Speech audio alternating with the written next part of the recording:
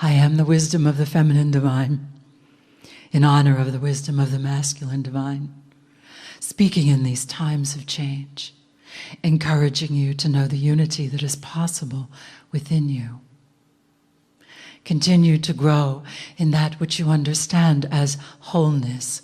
Continue to understand what it means to merge the energies within. For the opportunity for union within is great at this time, and the resonance that is possible for you is that of the deeper peace. And upon the deeper peace comes the deeper wisdom.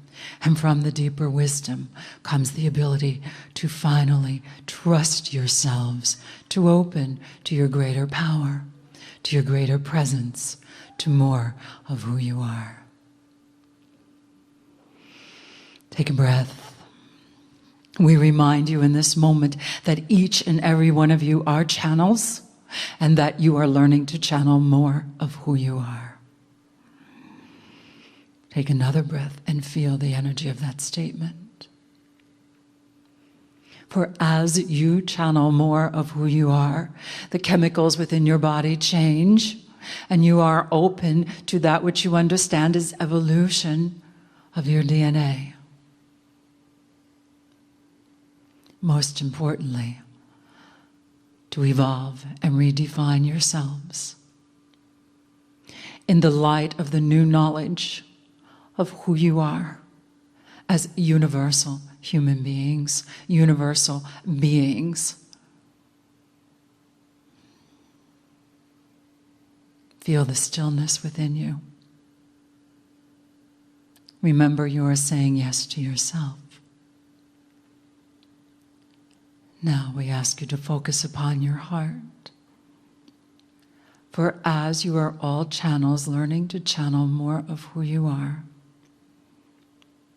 we encourage you to go deeper within to the very heart of your being, to the place where the energy of infinite love, unconditional, never-ending, resides within each and every one of you. And as the union continues to grow inside of you, the strength and the ability to radiate infinite love becomes more profound, more real in your everyday life, and more possible. Nurturing yourself first, and then to nurture others. In this moment, prepare yourselves. Prepare yourselves to receive more of who you are. As you listen to the words of Kryon, knowing how connected we all are, opening to the deeper unity, living in profound peace, growing in wisdom. May you smile more. From the Kryon entourage, I am the wisdom of the feminine divine, in honor of the wisdom of the masculine divine. The blessings of unity, may they be all that you desire.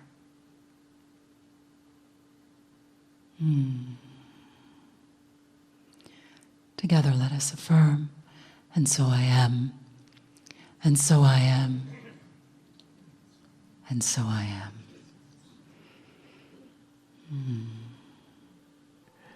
Greetings, dear ones. I'm Kryon of Magnetic Service. My partner steps away from his consciousness in a move that has been practiced for years. And this is not an easy human attribute. For yet again, the human wants all the time to be in complete and total control over those things which are most pertinent to their survival. And one of them would be their consciousness. And so the channeling that you see of the type that you are looking at in this energy is a bit different than that of the past. And we have said this before, there is no takeover of the human being. There is instead a meld, a partnership. And that is what you see. So as my partner steps aside, he is looking and watching at everything that takes place. He is able to write it down later, if needed be. And this is because we have a human being who is able then to work with that sacred part of them in a way that is new and different, a participation instead of the takeover. What you see in this new way gives the ability for humanity to then participate intellectually, emotionally, in the very things and the messages they are given. It enhances the messages. For the human who is in this channeled state is a translator. The translator using the language that they have, who they are, and moving through a system which is through a portal of the pineal. And the system is communication from a multidimensional source to one that is linear. So all of this to say that what comes next, like so many other channels we have done, is a combination of new things and things which we've stated before that have been spread over many channels that are now coalesced into the one in order to bring forward a new concept. We want to speak more about the human being's Akash. Now you will notice that we seldom use the words Akashic record, because the very semantics of the word record gives you a linear list. And we don't want you to think that way. Not only that, the human Akash contains far more than a record of lifetimes. And so this is where we're going to start today. And slowly, my partner requests, that any new concepts are given, that they be explained correctly and well, so that you would understand them in their completeness. What do you think about when we say Akash? We have named this channel the elusive Akash. So we make the statement of what it is. The Akash of the human being is a history of everything the human being has experienced on the planet Earth.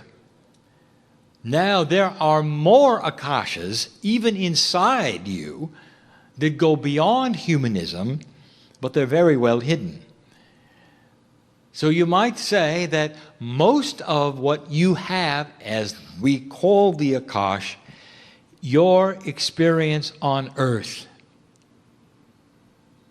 Now, it's hidden, and it is elusive. And so we start here by telling you how it is that it can be inside you, and yet you'd be so unaware of it. Most human beings have no concept that it is there, and yet many are driven by it, and you never know it. And so that should tell you right away, this is not something that communicates to you traditionally. It's not as you expect. Now let's back up a moment. There is a system, dear ones, and it is beautiful.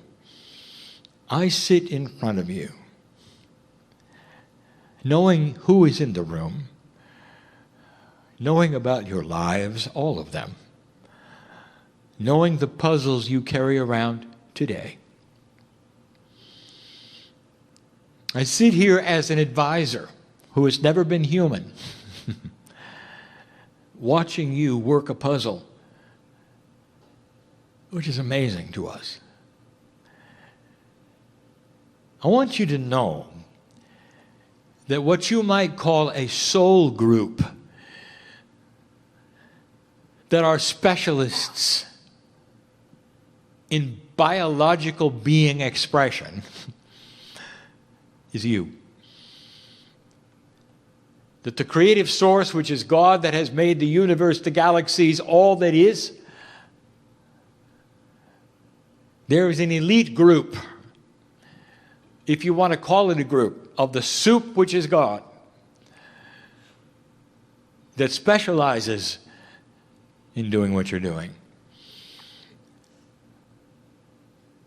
And they got to be tough. If you want to know what's at the core of your soul, it's love. And when you come into the earth, you give it away.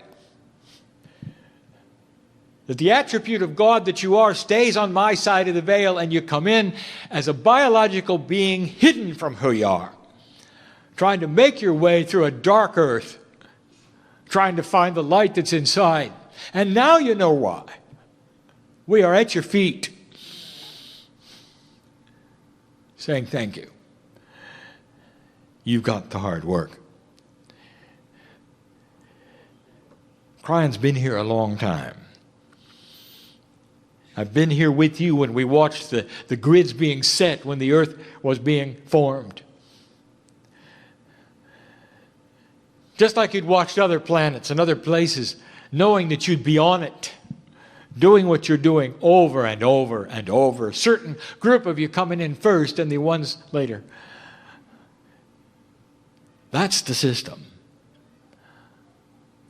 And there is a real attribute of structure within it that honors consciousness, free choice, and concepts that we're going to talk about right now. And what I want to tell you is that what you call the Akash is intrinsic. It came in with the creation. It is part of you that can never go away, can never be erased. And you live with it every day. It is part of the system. And you're born with it. Now here is what makes it elusive, dear ones. This system, this beautiful system, wants to be in your pocket as a help all the time. But it responds to the human free will attribute on the planet. If humans decide that the planet should go backwards into darkness, the Akash behaves differently. If humans decide that humanity will increase in consciousness and the light will start to take over, the Akash responds differently. And we have given you this information about what to expect in the future regarding what we have discussed as instincts of humanity. So we're not going to cover that again. I want to talk to you about the Akash. It is so elusive. If I ask any one of you, tell me about your past lives, the chances are that even the most enlightened of you would say, I'm not really sure. I may or may not have been here or there.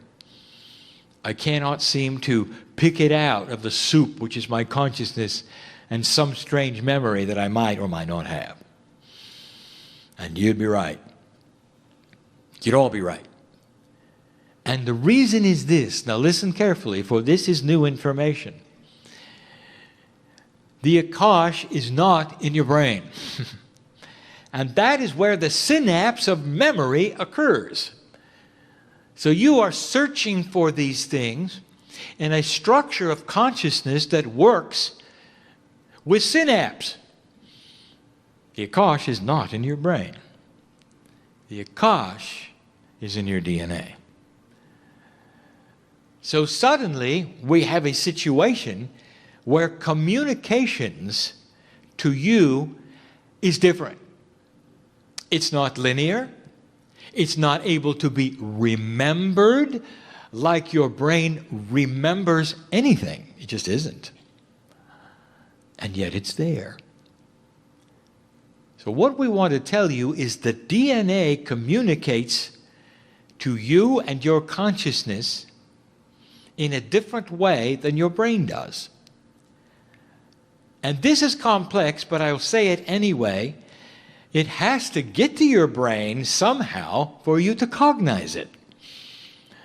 Because that is your consciousness.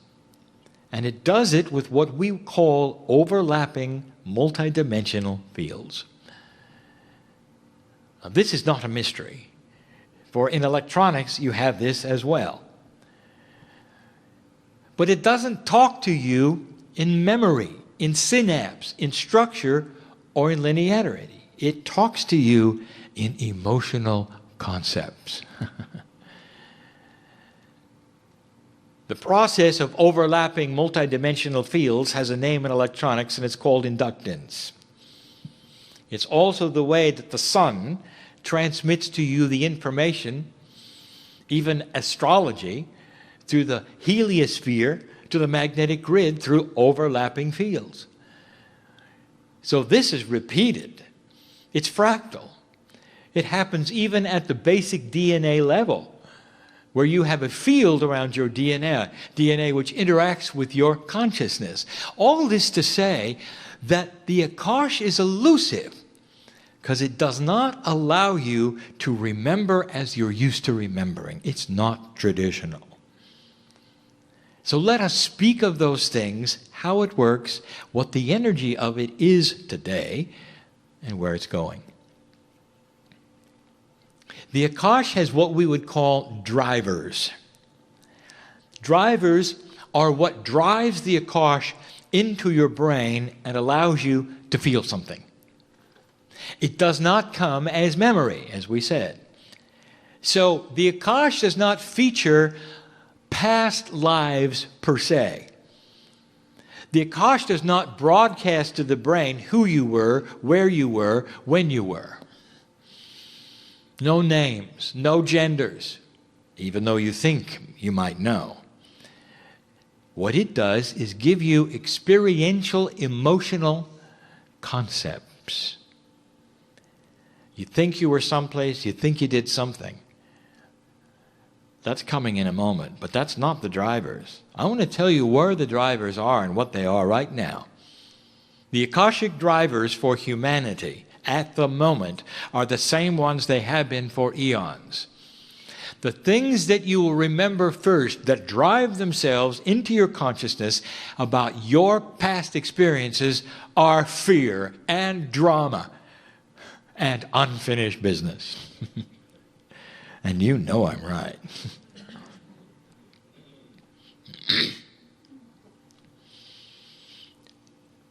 And so what do you remember, old soul? It's what you're afraid of. And the Akash will give you this not as a remembrance of what happened and when, but the fact that you felt it whenever it happened. They're called drivers because they drive you into action, or in many cases, non-action. You won't go here or there because of what you feel. The concepts are at the DNA level, and they radiate and drive you through their exposure to the brain of emotion. Why are they so low energy? Why is there fear and drama, unfinished business, and yes, let's call it what it is, guilt? Why? And we have given you the information before. It is because of the energy that you've created on the earth by free will up to this point. And that's changing. Imagine an Akash which is realigning its drivers. What if instead of fear, drama, and unfinished business, the Akash started to present something else to you? And it will.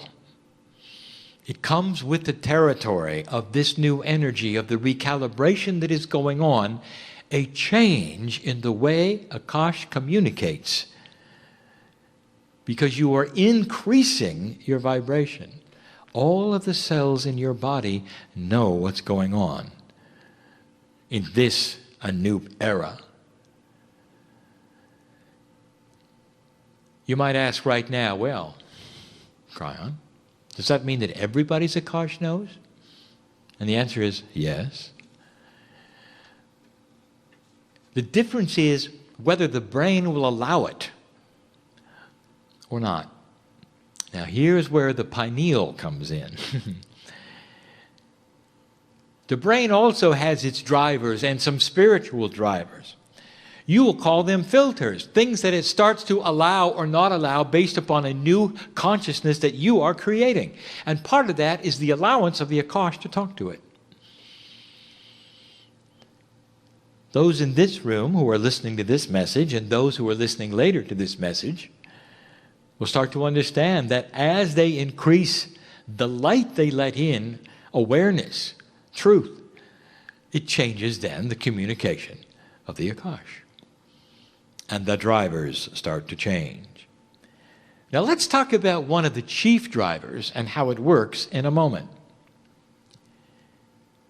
But I want to tell you there are always exceptions to the rule.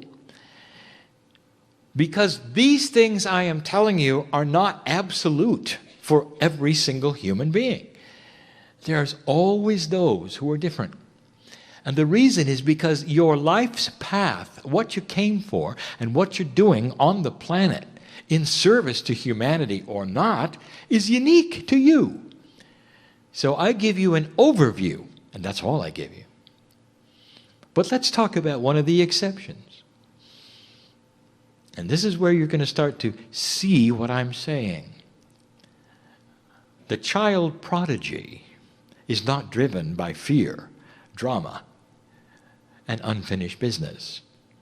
The child prodigy who plays the piano like a master when they're 4 is driven solely and completely by their craft. The painter who paints like a master when they're 8, driven by their craft, and that's all they see. And so therefore you have the puzzle in psychology where you will have a human being without the possibility of having remembrance of something that in 3D they never experienced in this life. And the puzzle for psychologists is, how could this be? Where is it in the brain? I will tell you, the DNA is pushing it to the brain as fast as the brain will receive it. The craft. Where do your hands go? How do you hold the brush? What are the notes? Do you remember the music? That's a special case, dear ones. But you see it often enough for you to know it doesn't fit with synapse and memory. That is the Akash at a multidimensional level pushing something to the child that's conceptual. Art, music, poetry, sculpture. All of those things. It takes lifetimes to make a master. And they will be born over and over, continuing the one that they left off. And all they want to do is keep going. Now that's different than yours. But what you would call the possibilities of all the things that I've talked about are reduced to one thing for them. The one focus for them. And you get to see it in a child prodigy. But in most of you, it is not that way. The thing that drives most of humanity in the drivers is what you have labeled karma.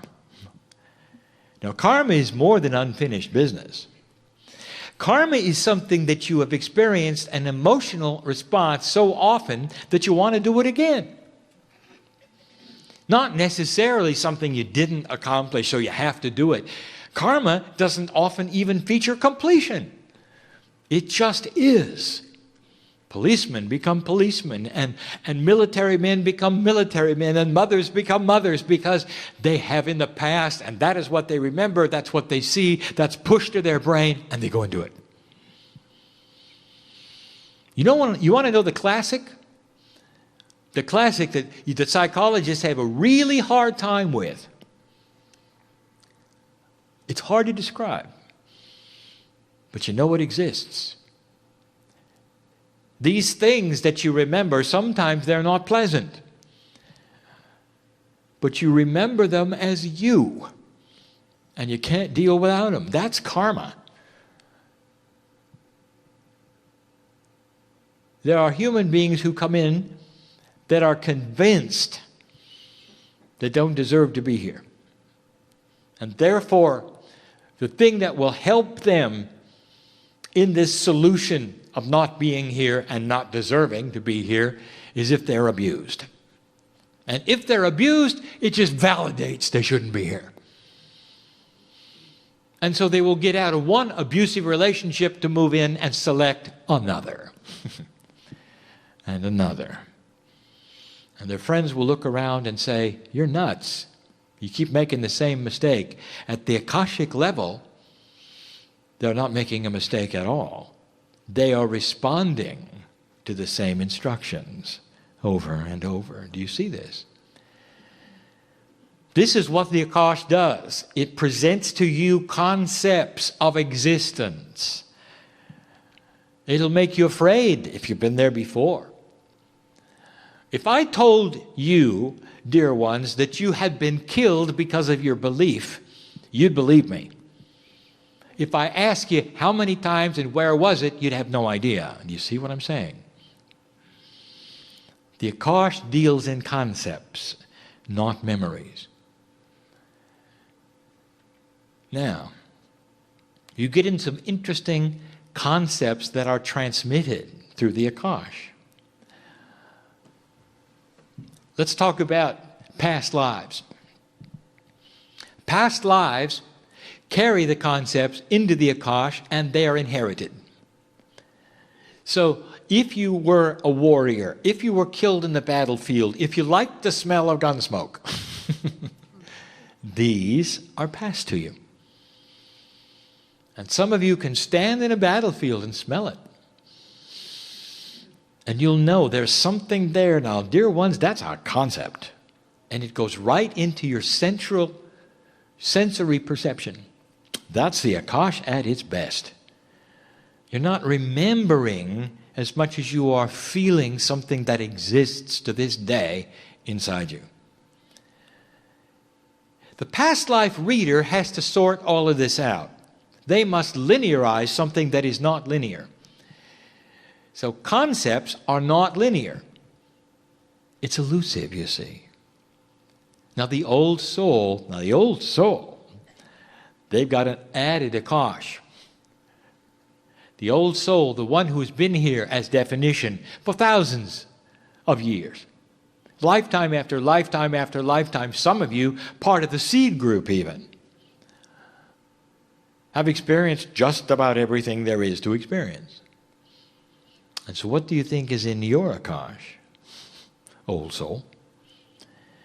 And I will tell you, it's the same as everyone else's: drama, fear, and unfinished business until now.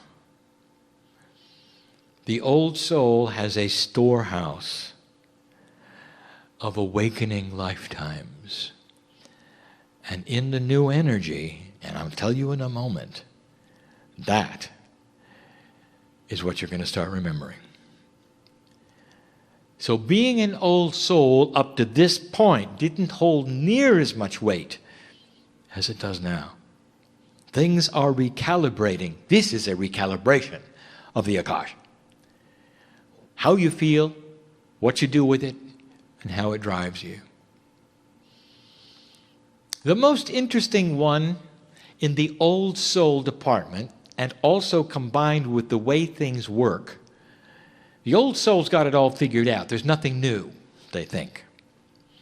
But in that they have captured and cognized and committed to a way of life, or what they think is a way of life on the planet Earth.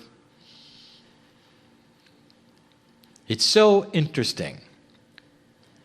I gave the scenario before, and I want to give it again just to preview this to you, and it's controversial. Don't raise your hand, but how many of you were on Atlantis? And then I say to you, really, which Atlantis were you on? And you would say, well, I was unaware that there was more than one. And I will tell you, a lot more than one, dear one. And then I said, and what happened there? And you will tell me, well, we had this advanced society, and that we were terminated because we did something wrong. And I say, oh, really? And how many times? And you say, well, over and over. There are some concepts that you have brought into the Akash which are extremely human. I'm going to call it God with a human brain. Gaia with a human brain. The creator of the universe with a human brain. The Greeks did it very well. They created their gods above all humans, and their gods had all kinds of problems. Their gods had jealousy and hatred and incest. Their gods didn't like each other very much. They toyed with the humans. There was judgment. There was anger. That's the mythology of the Greeks. Well, of course, you're way above that today. You've got a God who is love. And then there was a war in heaven and a fallen angel and anger and judgment and grief. You have simply done the same thing the Greeks did, only it's a little more modern. That comes from the Akash. Believe it or not, it's a conceptual belief that consciousness is the same all over the universe, and it's human consciousness. Gaia, as a beautiful entity, gets angry and strikes you with lightning. Gaia, as a beautiful entity, gets angry and dries up the ground so you can't have crops. You see what I'm saying? That comes literally from the old soul. The longer you've lived on the planet, the more you associate your consciousness of humanism with any other consciousness that you see in the universe. And that is going to change as well. So why the Atlantis issue? All right, I'll explain it yet again. Lemurian. You got off that island when it started to sink, the mountain of Hawaii. We've given you this information before, and you escaped. You know what Lemurians like to do? You know what was in their Akash all along? The concept of island protection. You look for another island. And whether it's a city-state or an actual island, you want to be on one. Because that is in your Akash. It's a concept of being. And so many Lemurians over history ended up on islands. And through often natural recourse of volcanic activity and earthquakes, the islands would go under. And that was in your Akash. Now what do you think you did next? Look for another island. Next lifetime, look for another island. You know, it's interesting, but it's extremely human that when bad things happen, you'll blame something, someone, somehow, usually yourself, you get guilty about it. And now you've got another consciousness going on that the island did something to you. That's the Gaia effect, supposedly, that Gaia is angry. The Gaia effect, actually, is a beautiful cooperation with human consciousness. But your Akash, which is very elusive, will tell you differently. So the old soul remembers Atlantis incorrectly. Atlantis is simply a generic name for an island you're on which destroys itself. And you've done it many times. Most islands surrounded by water had a reason why they're surrounded by water. Many are volcanic. Sometimes they sink. Sometimes they're in vulnerable places and they've been covered by more water when there's flood. Sometimes it's cyclical. Sometimes it only happens with the water cycle every 1,500 to 2,000 years. count on a Lemurian to be there. Did you ever think of that? This is not to discount Atlantis itself. This is to tell you there were many of them. This is what the experience has been for you. And we always have to ask, which one are you talking about? As far as advanced technology, I'll tell you what you are calling advanced technology is high-minded conscious thinking. That's your high tech. Because on an island, you can get together like you did in Lemuria and think as you wish. You can even raise the vibration of the land you're on. You tend to want to do that because you did it before. It's not about machinery. But that's not what your Akash tells you, because it's conceptual. Turn the page with me for a minute. I want to tell you about the new drivers of the Akash. And they are compassion and love and finished business. These are going to be the ones that are going to be received from the old souls' brains, who start to think out of the box of traditional thought, who start to see that they are not ones who don't belong here. That the self-worth department is not in the cellar anymore. It's out in the light, and it sees that it deserves to be here because it's time. And in that process, it gains self-esteem and allows the Akash to speak to it in higher concepts, compassion. Ask a surgeon about how human beings can keep themselves alive and will themselves through a surgery. Ask a doctor if he's ever seen mind over matter.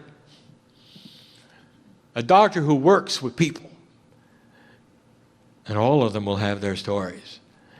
All of them will have their stories. And so what about a human being who becomes a higher thinker, who starts to see that they are worthy of being here? What do you think their chemistry is going to do? The Akash speaks to this through concepts. Into their brain goes the concept, there is no more karma.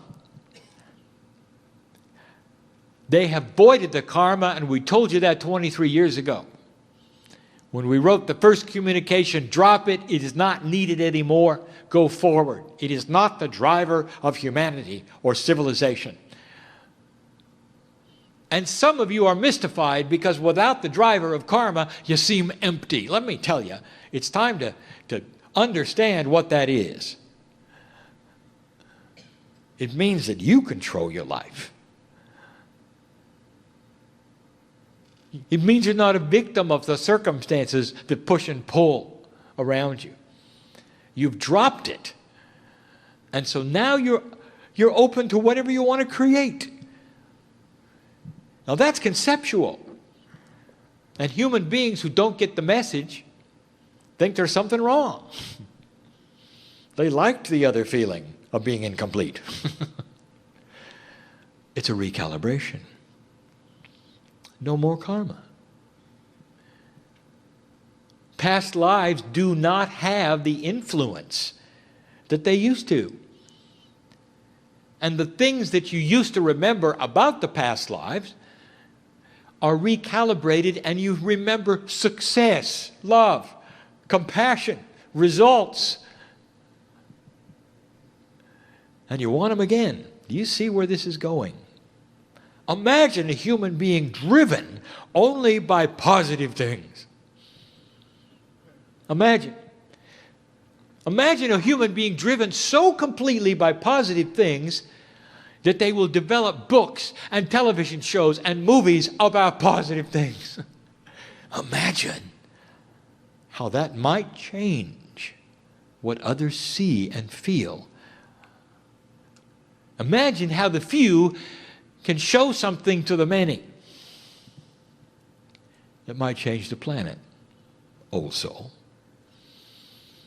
And the way things work, I'll tell you, you start to remember not the mythology, but the reality of God. You are part of the puzzle. You are a part of the universe. You deserve to be here. And the way things work is that the more you awaken, the longer you're going to live. And you never see an angry God. You never see the mythology of one who has judgment. Never existed. That's a human thought placed upon God. Gaia becomes your partner.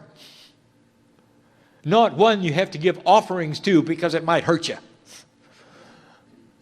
You see the differences? This is the elusive Akash, which in a recalibrated mode has become a lot less elusive. This pushes human beings into a whole nother consciousness of being. And the masters had it. All of them. Again we say, in closing, again we say, what's your favorite master? Who? Put yourself with her or him right now. And I want to ask you, how do you feel? And your answer will be peaceful. Oh, so good. And I want to ask you, what do they have that would ever let you feel this way? And the answer is what you are learning to have. Peace where there is no reasoning in 3D for peace. Calmness where there's no reasoning in 3D for calmness. Awareness of beautiful esoteric things that are out of the sight of those who only trust what their eyes can see. The love of God which becomes prominent in your life and affects you because of the way you treat other people is shown, is seen. It's manifested in your daily life. Things that used to be a problem are simply parts of the challenge of the test of the planet, and they don't affect you at the core level. Some of you in this room have to hear that because you know what I'm talking about. Isn't it time to get rid of that? Why are you letting these things drive you into the frustration? It's making you older. And you can let it go now. The catalyst to an enlightened planet is sitting in front of me. It's the old soul who will allow these things to take place in their lives and live longer because of it. For those in the audience come from a healing, let it be. Let it start.